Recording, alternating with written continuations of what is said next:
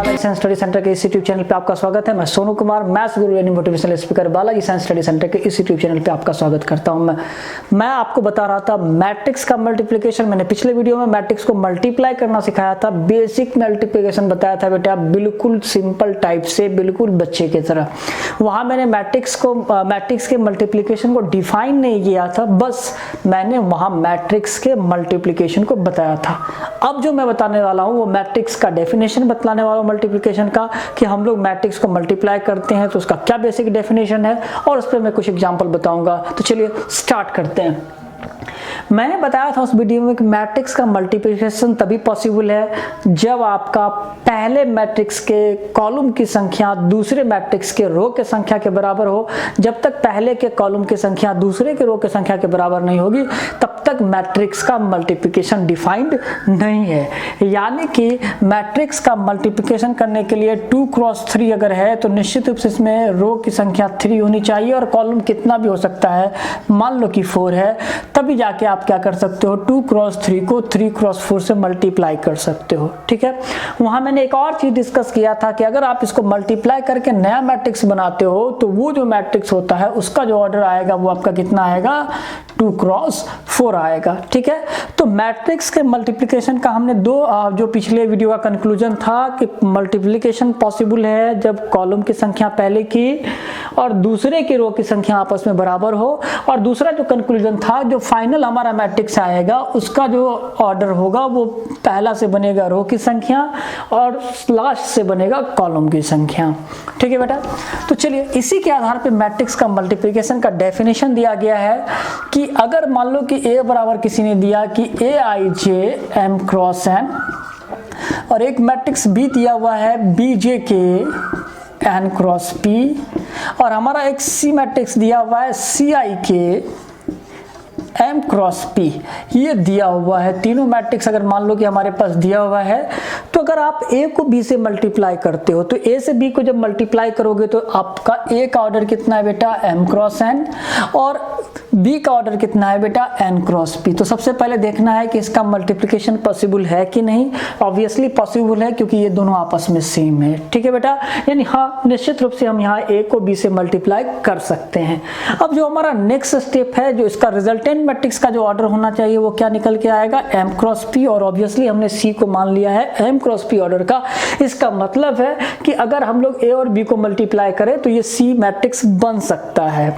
चलिए, तो अब इसके एलिमेंट को डिफाइन किया गया है कि आपका जो रिजल्टेंट मैट्रिक्स Cik होगा, ठीक है, Cik होगा, इसका वैल्यू होगा सिग्मा Aij डॉट Bj के, जहां पे J का मान 1 से लेके n तक होगा। ठीक है, यानी पहला एलिमेंट मैट्रिक्स का पहले मैट्रिक्स का एलिमेंट गुने दूसरे मैट्रिक्स का एलिमेंट, जहां पे इसका जो दिया गया लोअर प्रीफिक्स है, ठीक है, लोअर सफिक्स है, उसका J का जो वैल्यू होगा वो 1 से लेके कहां तक जाएगा, n तक। 1 से n तक जाने का मतलब क्या है, जितने भी कॉमन रोज और कॉलम्स होंगे वो उतने तक उसका वैल्यू जाएगा।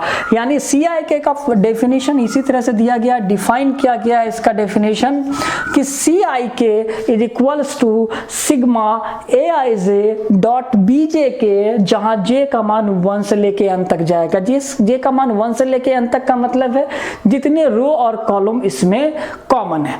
फॉर एग्जांपल, अगर मान लो कि हमारे पास एक मैट्रिक्स है A बराबर A11 A12 A13 A21 A22 A23 A31 A32 और A33। ठीक है बेटा, और हमारे पास एक मैट्रिक्स B है B11 B12 B13 B21 B22 B23 B31 B32 और B33, और हमारे पास एक मैट्रिक्स CB है C11 C12 C13 C21 C22 C23 C31 C32 और C33। बिल्कुल हमारा जो क्राइटेरिया है यहाँ पे इसका 3x3 ऑर्डर है बेटा, इसका भी 3x3 ऑर्डर है और इसका भी 3x3 ऑर्डर है। ठीक है, हम लोग क्या कर सकते हैं बेटा, 3x3 ऑर्डर को 3x3 ऑर्डर से मल्टीप्लाई कर रहे हैं यहाँ पे। ठीक है, तो इसका जो रिजल्टेंट आएगा वो भी 3x3 ऑर्डर का आएगा, यानी कि ऑर्डर का इशू हमारा यहाँ बिल्कुल भी नहीं है, यानी कि हम लोग ए और बी को मल्टीप्लाई करके सी ला सकते हैं। अब अगर हम लोग क्या करें कि बेसिक मल्टीप्लिकेशन, आप इस डेफिनेशन को नोट डाउन कर सकते हो कॉपी पे। हम लोग अब बेसिक डेफिनेशन के हिसाब से अगर हम लोग जैसे प्रीवियसली मल्टीप्लाई किए थे, तो चलिए हम लोग मल्टीप्लाई करते हैं ए और बी को। तो हमारा मैट्रिक्स बेटा कितना है, A11, A12, A13, A21, A22 और A23। यहाँ है आपका A31, A32 और A33। और यहाँ पे अगर आप लोगे तो B11, B12, B13, B21, B22, B23 और यहाँ पे आपका है B31, B32 और B33। ठीक है बेटा, हम लोग मैट्रिक्स का मल्टीप्लिकेशन इसी तरह से कर रहे थे, तो हम लोग मैट्रिक्स के मल्टीप्लिकेशन के रूप में लिखेंगे हम लोग इसको। तो क्या लिखेंगे पहले बताओ, पहले एलिमेंट को गुना करेंगे, इसको इससे गुना करेंगे तो क्या लिखेंगे, A11 इंटू B11, प्लस में क्या लिखेंगे A12 इंटू B21, प्लस में क्या लिखेंगे A13 इंटू B31। इसको जब इससे मल्टीप्लाई करेंगे बेटा तो बताओ क्या लिखोगे, A21 into B11 plus A22 into B21 plus A23 into B31। इसको ऐसे मल्टीप्लाई करेंगे, इसको गुना करेंगे बेटा तो क्या लिखेंगे A31 into B11, A32 into B21 और A33 इंटू B31। और इसी तरह से सारे एलिमेंट को आप गुना करोगे, क्योंकि इसमें 9 एलिमेंट है तो हमारे पास कितने होंगे मैट्रिक्स, 9 मैट्रिक्स होंगे। तो यहाँ पे हमारे पास बेटा अगर देखें तो हमने A और B को मल्टीप्लाई करके क्या एज्यूम किया है, C। तो अगर इसको C के बराबर कंपैरिजन करेंगे, C11, C12, C13, C21, C22, C23, C31, C32 और C33, क्योंकि हमने इसको C के बराबर माना है। ठीक है, तो अगर AB का वैल्यू C के बराबर है तो चूंकि इसमें 9 एलिमेंट है तो हमने 9 एलिमेंट को मेंशन किया है। इसमें से हम कंपेयर करते हैं सिर्फ पहले एलिमेंट को। ठीक है बेटा, तो हम इधर मिटा दे रहे हैं इसको, आप इसको भी नोट डाउन कर लोगे, अपने नोट्स में लिखते रहोगे, क्योंकि बोर्ड बहुत बड़ा है नहीं जो मैं सारे को साइमल्टेनियसली एक ही बार रिप्रेजेंट करूंगा। आप नोट डाउन करके आप रख सकते हो।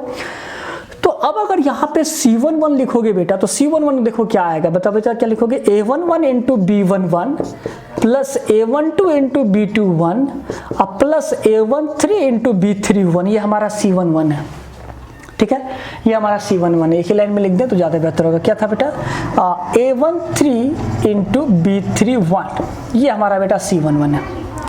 अब थोड़ा ध्यान से देखोगे, एक और एलिमेंट लिखने के बाद हम लोग एक और एलिमेंट C21 लिखते हैं बेटा। तो C21 के लिए आप ये इसको लिखोगे तो क्या लिखोगे बताओ, A21 into B11, A22 into B21 और plus A23 into B31। Clear है। अब थोड़ा सा इसको देखोगे कि C21, ठीक है बेटा, अब इसमें पूरा नोटिस करो, कुछ एक पिक्युलर टाइप का प्रॉपर्टी को ये दोनों ऑब्जेक्ट किया हुआ, जबकि सारा एलिमेंट ऑब्जेक्ट किया। पहले हम लोग इस दोनों पे फोकस करते हैं। यहाँ पे इस दोनों का वैल्यू सेम है और साइमल्टेनियसली 1-1 हो रहा है।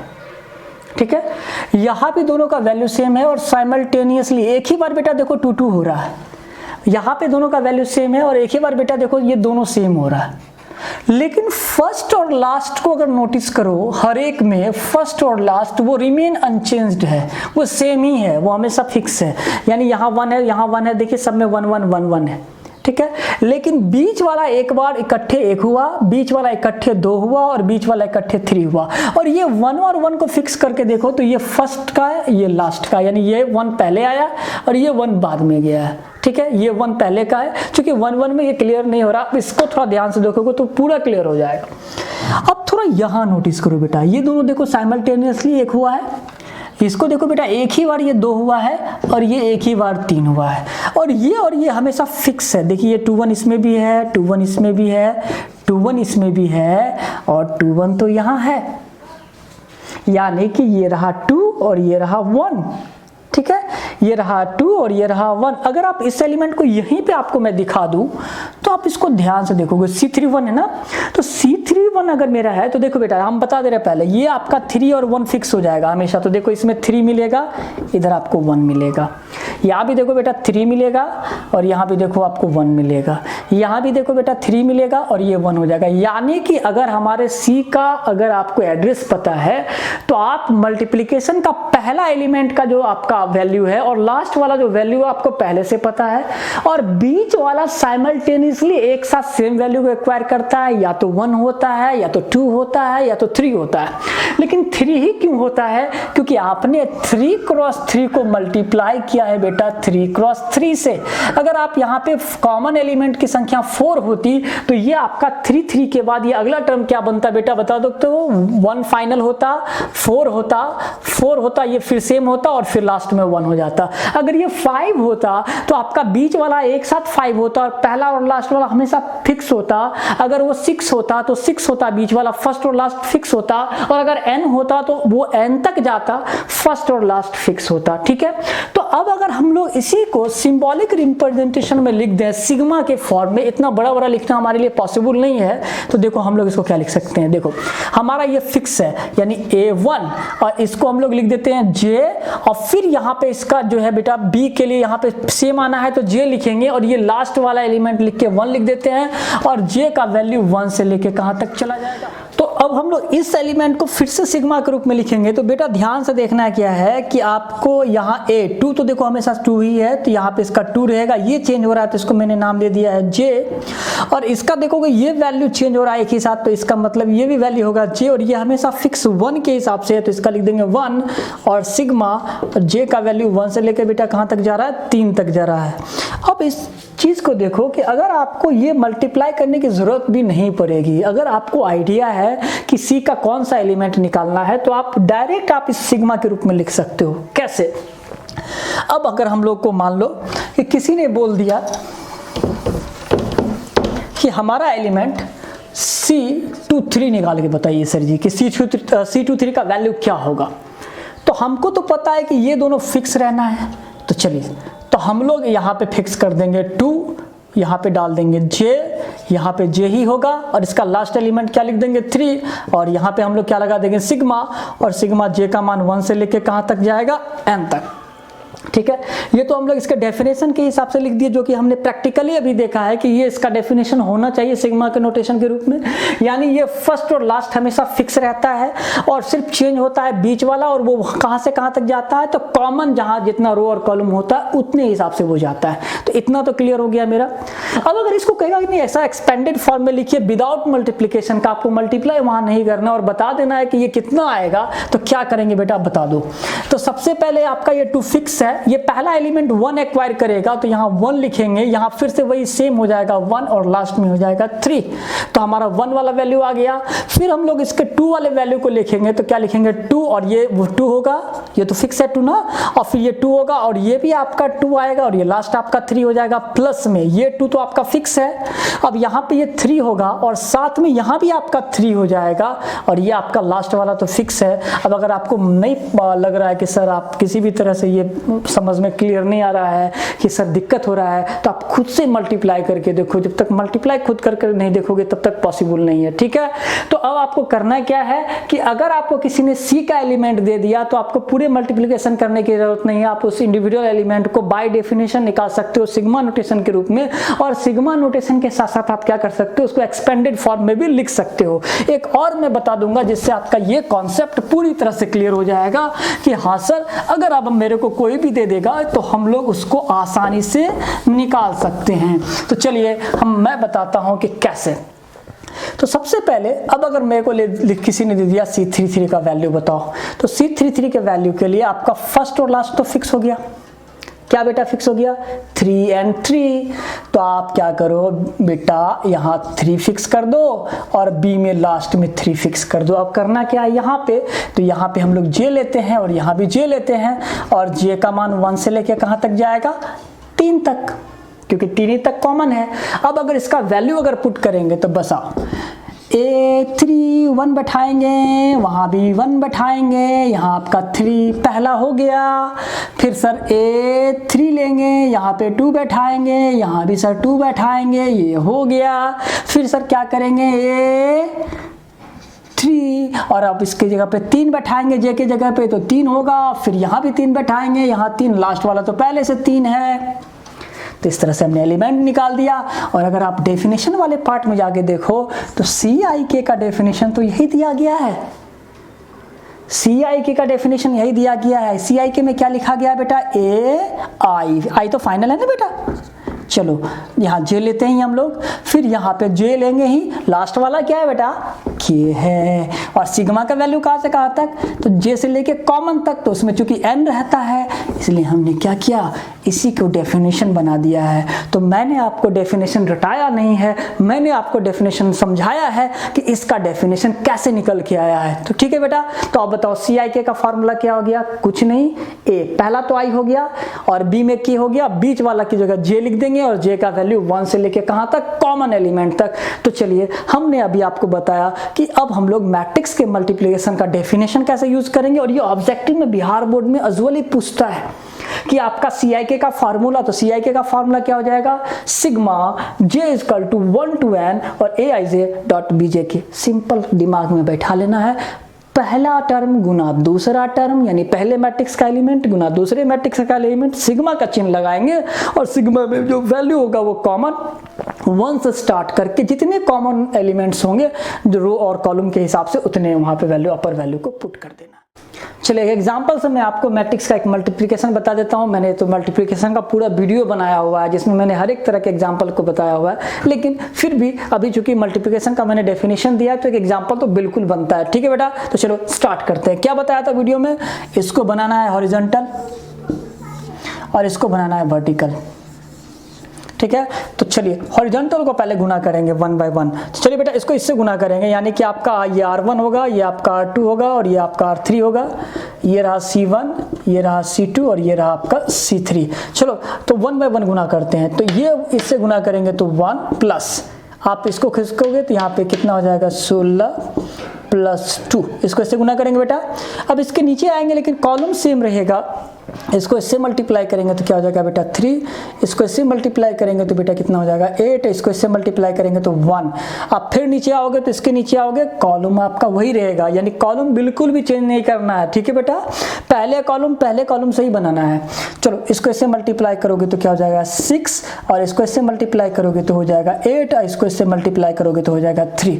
अब इस कॉलम का काम खत्म, क्योंकि नीचे अब कोई रो नहीं बचा हमारे पास। अब रो है ही नहीं तो और भी नीचे नहीं जा सकते हैं। अब फिर से ऊपर जाएंगे और कॉलम सेकंड स्टार्ट होगा और इसका सेकंड कॉलम स्टार्ट होगा। तो चलो बेटा फिर से स्टार्ट करते हैं। 1 को 2 से गुना करेंगे तो क्या हो जाएगा आपका? 2। इसके इधर खिसकना है और इसके नीचे खिसकना है। इसको इससे मल्टीप्लाई करेंगे तो बेटा कितना हो जाएगा? 8। इसको इससे मल्टीप्लाई करेंगे तो क्या हो जाएगा बेटा? 4। ठीक है, इसके जस्ट नीचे आएंगे, इसको मल्टीप्लाई करेंगे तो इसके भी नीचे आके इसको लिखेंगे तो कितना लिख देंगे बेटा? 6।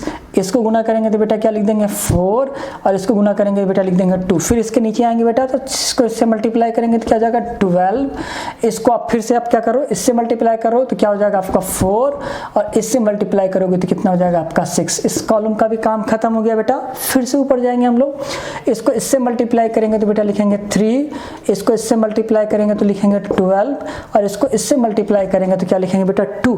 अब नीचे आएंगे हम लोग, इसको इससे मल्टीप्लाई करेंगे तो बेटा लिखेंगे 9। इसको इससे मल्टीप्लाई करेंगे तो लिखेंगे 6 और इसको इससे मल्टीप्लाई करेंगे तो क्या लिखेंगे बेटा? 1। फिर से नीचे आएंगे हम लोग, इसको इससे मल्टीप्लाई करेंगे तो कितना लिखेंगे बेटा? 18 और इसको इससे मल्टीप्लाई करेंगे तो क्या लिखेंगे बेटा? 6 और प्लस इसको इससे मल्टीप्लाई करेंगे तो क्या लिखेंगे? 3। और अब हम लोग इसको क्या करेंगे? जोड़ के लिखेंगे, तो लिखेंगे तो कितना लिख देंगे बेटा? 19। यहाँ कितना हो जाएगा? 14 और ये आपका हो जाएगा 17।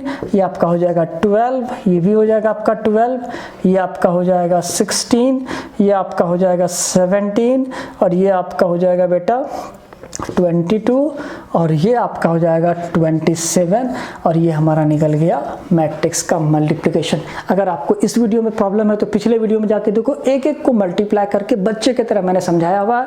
आपने इस मेरे पूरे वीडियो को देखा है, इसके लिए बहुत बहुत धन्यवाद। सब्सक्राइब करना नहीं भूलेंगे क्योंकि मैं आपको देते रहूँगा एक